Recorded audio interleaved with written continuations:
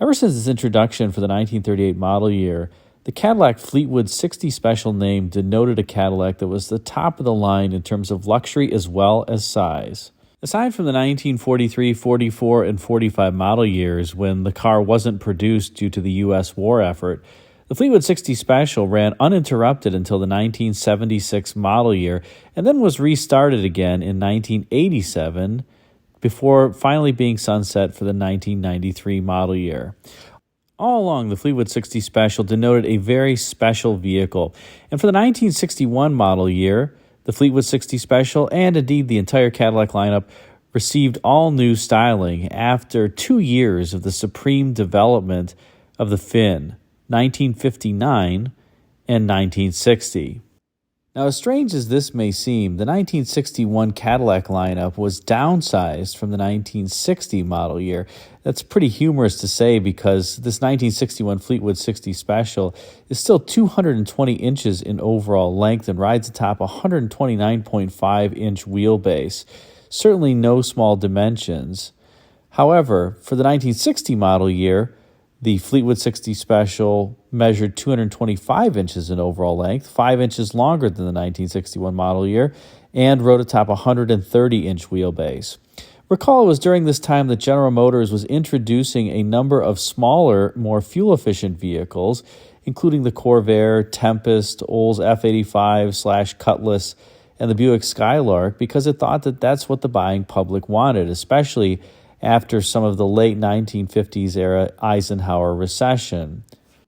It was a good idea in principle, but in practice it wouldn't be much longer before cars would get larger again, and some of the previously mentioned small vehicles would also become much, much larger over the subsequent years. Regardless, the 1961 Fleetwood 60 Special featured all new styling, and it's just beautiful in its overall shapes and forms, and so much different, yet also sharing a number of striking similarities to the 1960 model that came before it. One element that you certainly notice on the 61s is the fins, which are still present, but now they're much more accentuated by the lower skeg line on the body side, kind of creating this symmetrical upper and lower fin theme to the vehicle. The grille up front bore a number of similarities to the 1959 and 1960 grilles that came before it, but was also distinctly different. And the roofline had this wonderful bubble top-esque profile, as some GM fans like to call it, that gave the overall interior an open and airy feeling, particularly in this four-door hardtop configuration, where there's no pillar in the middle of the car and all the window glass can be lowered for open-air cruising. And out back, the double light and reflector theme underneath the tail fin bore a similar resemblance to the 1960 model year, except it had now been rotated at a 90-degree angle. This certainly provided for a new and fresh look and styling, but it did create issues for one group of customers that bought a lot of these Cadillacs for use in their businesses, and that was ambulance owners. More specifically, let's take a look at the rear of this 1961 Cadillac ambulance and see if you notice anything different about it versus the previous photograph. If you commented on the fact that the rear bumper and the lamp underneath the tail fin are different, notice here that there's just one light as opposed to two. You are correct. This was done so that the vehicles could have a much wider door than would be allowed if those two lamps under the tail fin had been there.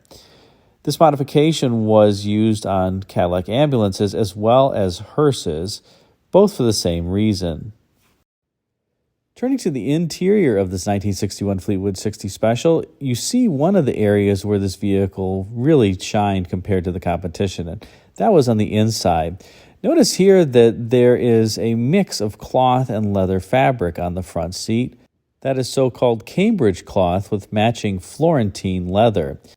Let's now take a look from the driver's seat of this 1961 Fleetwood 60 Special, and you notice a number of things. First is this beautiful two-spoke steering wheel with the spokes tilted downward to improve visibility of the instrument cluster, and it has a wonderful red center emblem that I think accentuates the overall interior. Next, cast your eyes on the driver's side armrest and the number of window switches that you see there. How many is that? Can you tell? Well, it's not just four, in other words, one for each regular window, but this car also has power vent windows. So yes, those little windows ahead of the main window glass rotate in and out, and they do so, and they're operated by the window switches there on the driver's door control. If you look at the top of the instrument cluster in the middle above the radio, you'll see this strange gun sight looking thingy, and that is the automatic headlamp dimmer. And yes, I did say automatic headlamp dimmer. These cars were quite advanced for 1961, and that was one of the features that buyers could get as an option.